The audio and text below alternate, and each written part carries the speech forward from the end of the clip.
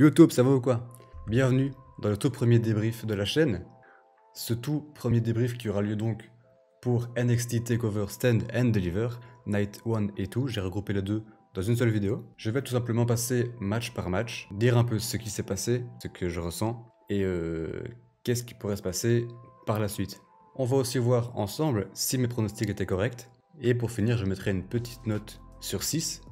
Parce que comme ça, je mets pas de demi-point, tu vois. J'ai préféré 6, donc c'est 6. Voilà, c'est tout. Tu peux d'ores et déjà me dire ton match préféré de la nuit, donc de la nuit 1 ou de la nuit 2. Pour ma part, je vous le dirai en fin de vidéo.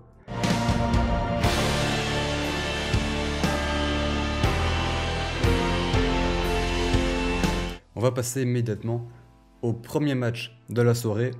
Zoey Stark contre Toni Storm. Ça s'est passé en pré-show. Je vais être très bref et très rapide pour chaque match, hein, il faut le savoir. Zoey Stark a été mise en avant depuis ses débuts. Elle a fait ses débuts très récemment, notamment face à Yoshirai dans des matchs très notables et très intéressants.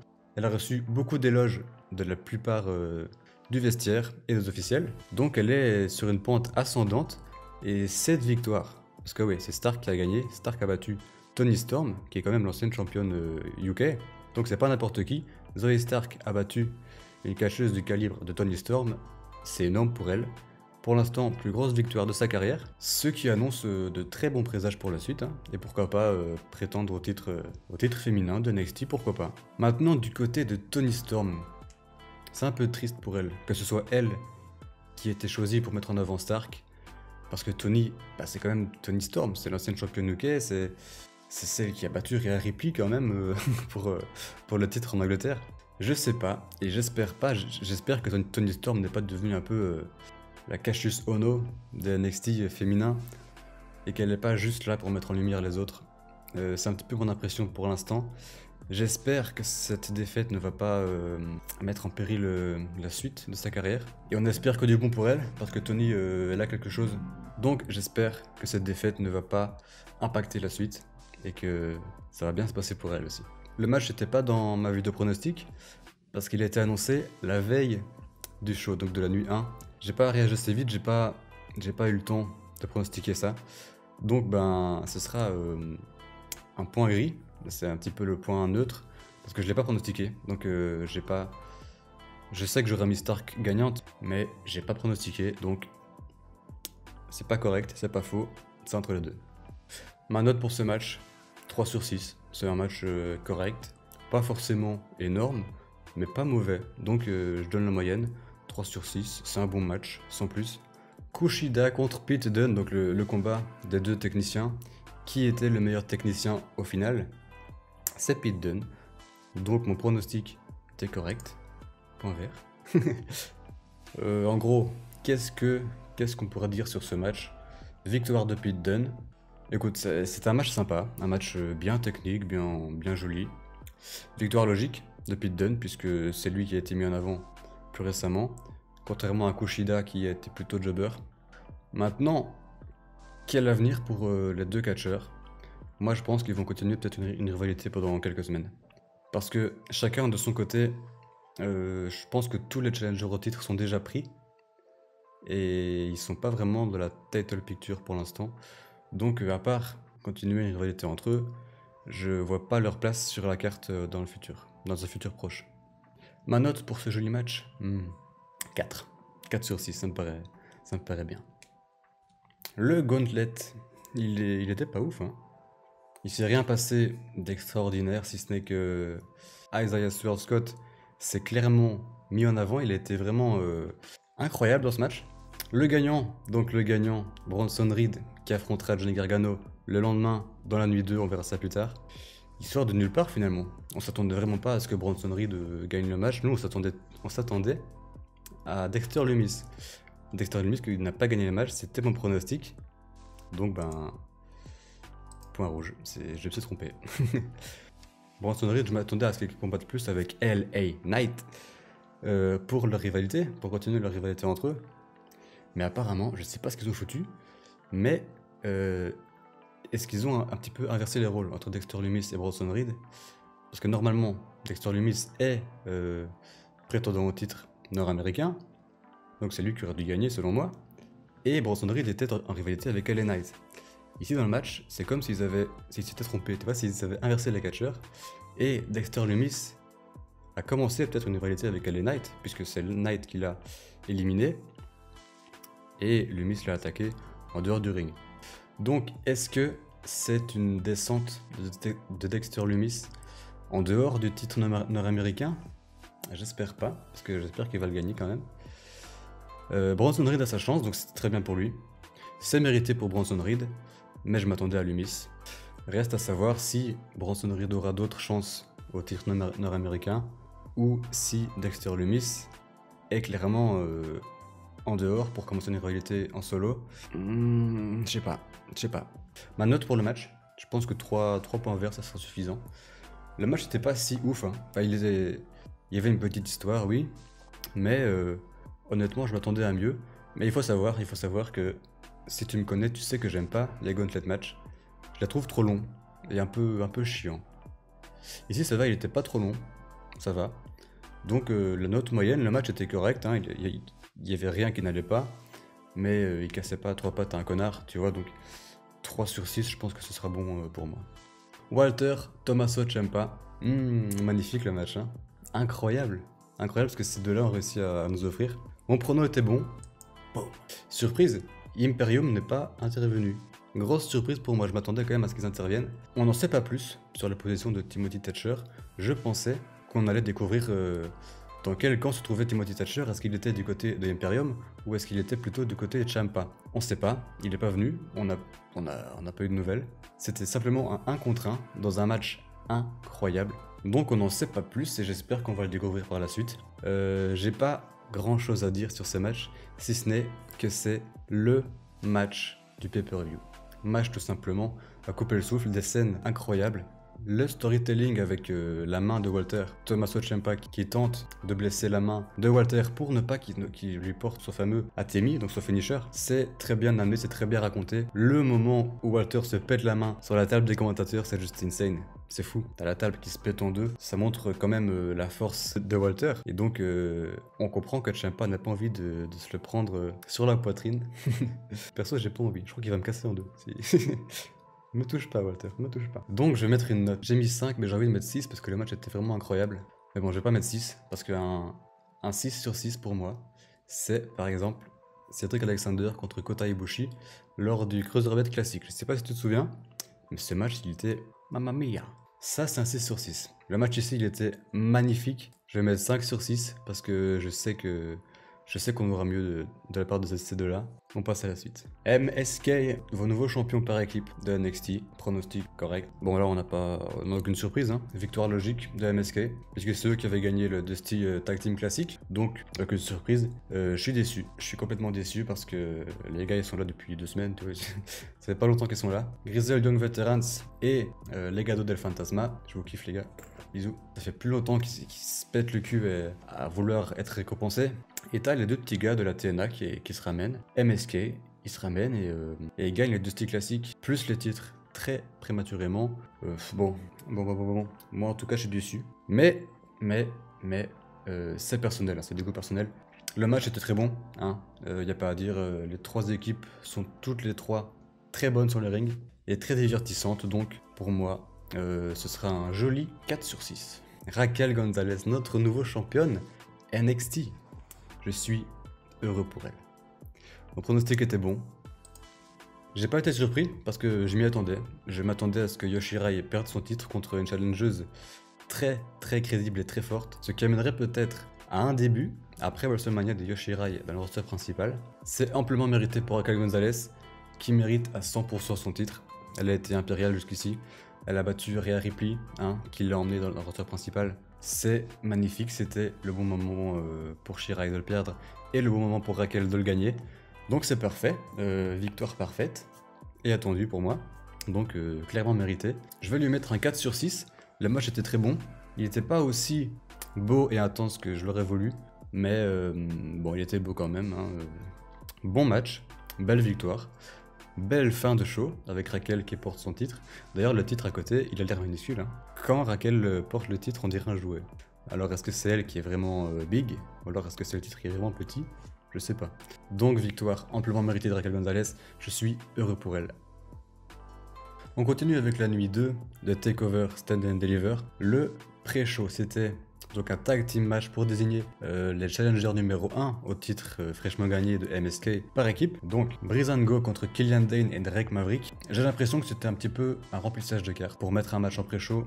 Juste comme ça pour le plaisir. Match pour moi un peu inutile, mais bon, ça fait plaisir de les voir. Drake Maverick et Killian Dain ont battu Breezango, les anciens champions quand même, et sont donc challenger numéro 1 au titre de MSK. On aura donc à l'avenir MSK contre Drake, Maverick et Killian Dain. Sans grande surprise, j'imagine que c'est pas des challengers sérieux, c'est juste des challengers parmi tant d'autres. Donc c'est les premiers d'une longue lignée de challengers en fait. Mais ils gagneront pas le titre, j'en suis plutôt certain. Mon pronostic, bah écoute, je l'avais pas pronostiqué parce qu'il était pas dans la carte quand j'ai fait un pronostic. Donc ce sera encore un gris. Ma note, bah, un petit 2, hein. Écoute, c'est suffisant. Le match n'était pas si divertissant que ça finalement. J'ai pas accroché. J'ai pas réellement accroché au match. Je suis pas rentré dans leur histoire. J'ai pas été pris, tout simplement. Donc pour moi, ce sera un petit 2 sur 6. C'est pas un 0, hein. Attention, c'est pas 0. Hein. C'était pas un match de merde, loin de là. Ils sont très bons tous les 4. Mais bon, pour moi, c'était en dessous du reste du show. Je l'ai dit, le vrai champion Cruiserweight, Santos Escobar. On connaît enfin le vrai champion Cruiserweight, la Legado del Fantasma, la légende du fantôme peut continuer. L'empereur de la lucha libre devient pour la première fois de l'histoire Undisputed Cruiserweight Champion. C'était quand même un excellent match. C'est un match de l'échelle, je le rappelle. J'espérais, pour un match Cruiserweight, pour le titre Cruiserweight unifié, je m'attendais quand même à beaucoup plus de high flying, beaucoup plus de risque, beaucoup plus de voltige en fait, parce que c'est la division Cruiserweight, c'est quand même. Mais bon, on va pas leur en demander trop. Les moonsaults de Jordan Devlin, c'est quand même beau, hein. J'avais pas vu beaucoup de matchs de Jordan Devlin, mais il est bon. En fait, il est vraiment bon. J'espère pour lui un bel avenir à NXT UK. Et mon pronostic était, il était bon en fait. Pour moi, ce sera un 4 sur 6. Très bon match, excellent match. Je m'attendais à un petit peu plus de la part des deux, qui aurait peut-être valu un 5. Mais je vais rester sur 4 parce que le match était quand même très très bon. Et je suis très content de l'issue du match et du vrai champion Cruiserweight. Shotzi Blackheart et Ember Moon, les championnes par équipe de NXT contre The Way. Je vais être bref, c'était de la merde. Non, en vrai, je peux pas dire ça. Le match était pas mauvais. Mais Ember Moon et Shotzi Blackheart, elles font du show pour rien. Elles gueulent dans tous les sens, elles font des petites danses, mais pourquoi? T'as pas besoin de faire ça. C'est inutile. C'est insupportable. Surtout Shotzi. Moi, si tu me connais, tu sais que je la déteste. Son personnage, en tout cas. Et sur le ring, mais putain, qu'elle est mauvaise. Mais qu'elle est mauvaise, putain. Est-ce que vous avez vu son saut à l'extérieur du ring? Son suicide dive entre les jambes de Ember Moon, là. Il était à vomir. On est d'accord. Elle est clairement passée au-dessus de ses deux adversaires. C'était de la merde, elle s'est plantée comme une merde à l'extérieur du ring. J'ai pas pu m'empêcher de rigoler. J'ai réellement rigolé, je me suis dit putain, mais qu'elle est stupide. Shotzi, elle te sort des moves stupides, elle a une attitude stupide, et elle est complètement stupide en fait. J'arrive pas à accrocher à elle. Je déteste détester quelqu'un, déjà. Mais j'arrive vraiment pas à l'apprécier. Autant dans le ring, autant dans la backstage, dans ses promos. Elle m'énerve. C'est purement personnel, je sais que beaucoup d'entre vous sont fans d'elle, moi en tout cas, elle me revient pas, c'est comme ça. On peut ne pas être d'accord, mais on a la même passion, c'est ce qui compte, non? Donc pour moi, beaucoup de show pour rien, victoire sans surprise et match sans saveur. Et mon pronostic, à ton avis, mais qu'est-ce qu'il était bon? Bronson Reed, qui la veille a remporté le Gauntlet match contre toute attente, il a pas réussi. Il n'a pas profité de sa victoire, donc il a perdu. Il a perdu contre Johnny Gargano. Mon pronostic était correct. Parce que j'ai dit, et je vous rappelle, dans mon pronostic, j'ai dit, si Dexter Lumis gagne le Gauntlet, Lumis bat Gargano. Si quelqu'un d'autre que Lumis gagne, Gargano reste champion. C'est ce que j'ai dit, hein, mot pour mot. Donc, mon pronostic était bon, Gargano reste champion, puisque je me suis trompé pour Reed. Donc c'est correct. Très très beau match, très plaisant à regarder, très divertissant. Bronson Reed m'a un peu impressionné quand même. Comme quoi, avec de bons adversaires, on peut faire de beaux matchs. Hein. Ma grosse question sur ce qui tourne autour de cette histoire, c'est les challengers pour Gargano. Qui seront les prochains challengers? Est-ce que comme je l'ai dit plus tôt, est-ce que Bronson Reed aura d'autres chances? Est-ce que Dexter Lumis reviendra dans la rivalité? Parce que je le rappelle, il a commencé une petite rivalité avec LA Knight. Donc, est-ce que ces deux-là vont se péter la gueule entre eux en dehors du championnat? Ou est-ce que justement ces deux-là vont se ramener dans la storyline avec Gargano? On ne sait pas. C'est la grosse question. En tout cas, j'espère que Dexter Lumis aura sa chance encore une fois. Et puis, ma note pour le match. C'était un bon match, hein. C'était un très bon match. Je vais lui donner, écoute, un petit 4 sur 6. Ça me paraît correct. Très bon match. C'est bien, écoute. 4 sur 6, c'est bien. Hein. Finn Balor devait défendre son titre face au plus gros challenger, Karrion Kross. Pour moi, aucune surprise. Je savais que Kross allait récupérer son titre. Hein. Donc, écoute, prono. Correct. J'étais super hypé lors de leurs entrées. Pendant l'entrée de Finn Balor, j'étais comme un gosse. Et pourtant, le match en lui-même, je me suis un peu emmerdé. Pour être tout à fait honnête, je me suis fait chier un petit peu dans le match. Il était lent, je sais pas. En fait, le match s'était construit assez bizarrement. Il y avait des moments où il se passait rien, on s'emmerdait un peu. Et puis il y avait des moments de hype, où on se disait ouais, il va taper, il va se passer quelque chose. Et puis juste après, de nouveau, linéaire, on se fait chier. Puis de nouveau, tu vois, donc c'était un petit peu les montagnes ce match. Donc j'ai pas pris tant de plaisir que ça malheureusement, parce que ce match, je l'attendais, hein. Je l'attendais réellement. Je dois parler des finishers de Karrion Kross. Ils sont à chier, on est d'accord. Sa bête souplesse et son coup de la nuque, c'est un petit peu de la merde, non?